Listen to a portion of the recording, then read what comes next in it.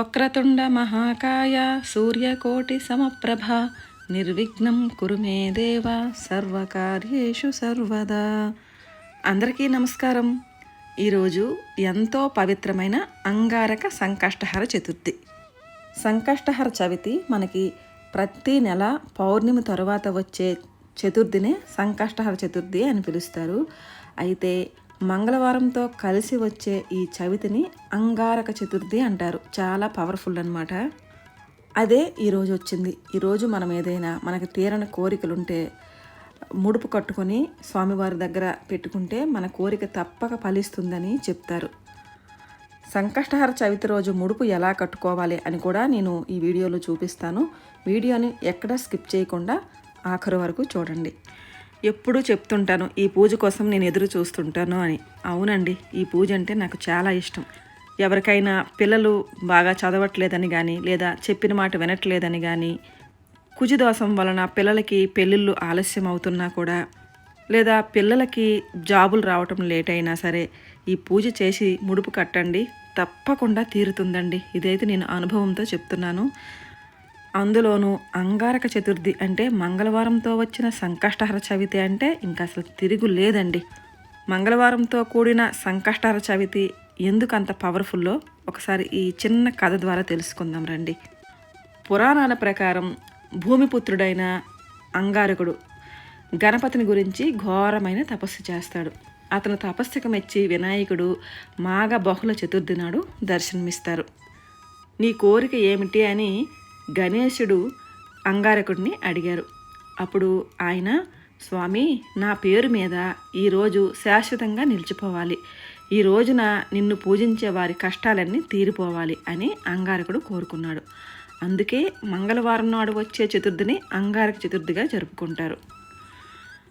ఈరోజు ఉదయం నుండి ఉపవాసం ఉండి సాయంత్రం చంద్ర దర్శనం తర్వాత లేదా గణపతి పూజ అయిపోయిన తర్వాత ఆహారం తీసుకోవడం చాలా మంచిది. కుజుడు ఎరుపు రంగుకు ప్రతీక. అందుకే ఈరోజు గణపతికి ఎర్రటి గన్నేరు పువ్వులతో పూజిస్తారు, లేదా ఎర్ర మందారాలతో పూజిస్తే చాలా మంచిది, విశేషమైన ఫలితాలను ఇస్తుంది. అంగారక సంకష్టహర చతుర్థి రోజున మరో ముఖ్యమైన విశేషం ముడుపు.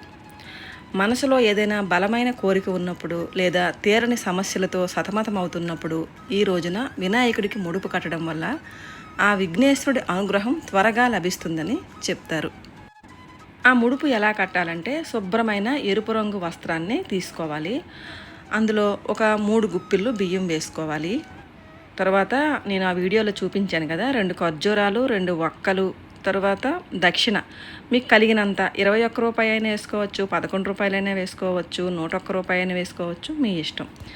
అలా వేసుకొని తర్వాత ఇలా ముడుపు కట్టేయాలన్నమాట. ఆ చివర ఈ చివర పెట్టి ముడుపు కట్టేసి ఆ ముడుపుకి మనము చందనము, కుంకుమ బొట్టు పెట్టి ఒక ఎర్ర రంగు పుష్పాన్ని పెట్టి మీ మనసులోని కోరికను స్వామివారికి చెప్పుకొని ఆ వస్త్రానికి 3 ముడులు వేసి మూట కట్టాలి. ఈ ముడుపును వినాయకుడి దగ్గర పెట్టుకోవాలి.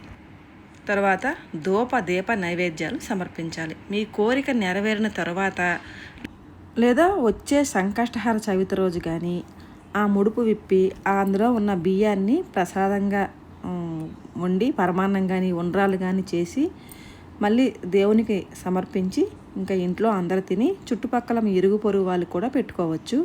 అందులో ఉన్న ఆ చిల్లర డబ్బులు ఉంటాయి కదండి, అవి స్వామివారి ఎదుర దగ్గరలో ఉన్న గుడికి వెళ్ళి ఆ హుండీలో వేసేసిన పంతులు గారికి ఇచ్చినా మంచిది. అయితే ఈ పూజకి తప్పకుండా ఎర్ర పుష్పాలు, గరిక కూడా అంతే ముఖ్యమండి. నేనైతే ఇక్కడ గరికతో స్వామివారి 16 నామాలు ఉంటాయి కదా, ఆ నామాలు చదువుతూ స్వామివారికి అయితే చక్కగా పూజ చేసుకున్నాను. కొంతమంది ముడుపును ఉదయం ముడుపు కడతారు, సాయంత్రమే ఆ ముడుపు ఇప్పేసి నైవేద్యంగా ఏదో ప్రసాదం వండేసి నైవేద్యం పెట్టేస్తారు. అలా అయినా చేసుకోవచ్చు, కానీ ఇలా కూడా చేసుకోవచ్చు. ఇక్కడ నేను గరికతో స్వామివారి 16 నామాలు చదివిన తర్వాత ఎరుపు అక్షింతలతో అష్టోత్తర శతనామావళి చదువుకుంటున్నానండి. అవన్నీ మీకు వినిపిస్తే ఇంకా బోర్ ఫీల్ అవుతారని చెప్పేసి అవన్నీ వినిపించట్లేదు. ఇలా ఫోన్లో పెట్టుకుంటూ అలా అష్టోత్తరాలన్నీ చదువుతున్నాను. ఈరోజు అంగారక చతుర్థి రోజు, సంకష్టహర చవితి రోజు ఎరుపు అక్షింతలు మాత్రమే పూజ చేయాలండి. ఎరుపు అక్షింతలతోనే ఎరుపుకి ఎక్కువ ప్రాధాన్యత ఇవ్వాలండి. ఈ అంగారక చతుర్థి రోజు. ఎందుకంటే ఎరుపు అంటే కుజుడికి చాలా ఇష్టం. అంగారకుడన్నా కుజుడన్నా ఒకటే, ఆయనకి చాలా ఇష్టం.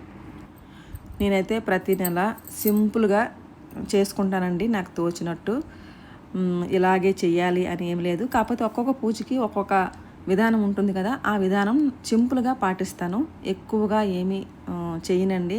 ఎక్కువగా చేసినప్పుడు నాకు ఎందుకో ఇంకా పూజ మీద అంత శ్రద్ధ ఉండదేమో, మనం ఎంతసేపు అది చెయ్యాలి ఇది చెయ్యాలని హడావుడిలోనే ఉండిపోతామో అని అనిపిస్తుంది. అందుకనే భక్తితో చక్కగా స్వామివారికి ఆ రోజు నాకు వీలైనంతగా నేను చేసుకుంటానండి.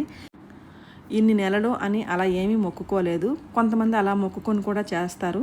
నేను అలా ఏమీ లేకుండా నాకు వీలైనప్పుడంతా ప్రతి నెల నాకు వీలైనప్పుడు తప్పకుండా చేస్తుంటాను. ఇది చూడండి, బిల్వపత్రము చక్కగా హార్ట్ షేప్లో 3 ఆకులు వచ్చాయి. బాగుంది కదా అని స్వామివారికి అలా సమర్పిస్తున్నాను అనమాట. మనకున్న సాంప్రదాయాల్లోని ఇలాంటి చిన్న చిన్న నియమాలు పాటించడం వల్ల మనసుకి ప్రశాంతతతో పాటు చేసే పనిలో ధైర్యం కూడా లభిస్తుంది. ఈ వీడియోలోని సమాచారం మీకు నచ్చిందని, ఉపయోగపడుతుందని ఆశిస్తున్నాను. ఒకవేళ మీకు నచ్చితే తప్పకుండా లైక్ చేయండి. మీ స్నేహితులకు, కుటుంబ సభ్యులకు షేర్ చేయండి. నా ఛానల్ని ఫస్ట్ టైం చూస్తుంటే కనుక సబ్స్క్రైబ్ చేయడం మర్చిపోకండి. ఇంకో మంచి వీడియోతో మళ్ళీ కలుద్దాం. అంతవరకు బాయ్ మరి.